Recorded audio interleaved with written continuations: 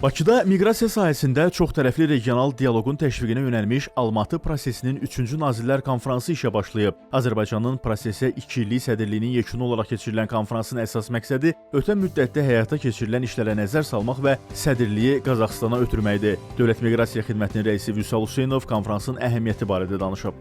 Nazirlər Konfransında hesab edirəm Almatı prosesi üçün yaxşı ənənə olan bir hadisə də baş verib ki, bu Bakı bəyannaməsinin qəbul edilməsidir. Bakı bəyannaməsi Azərbaycan tərəfinin təşəbbüsü ilə deməli hazırlanan və razılaşdırılan bir sənəddir və Bakı bəyannaməsi növbəti illər üçün fokuslanmalı olan əsas istiqamətləri müəyyən edir. Bugünkü Nazirlər Konfransı deməli məhsuldar olacaq.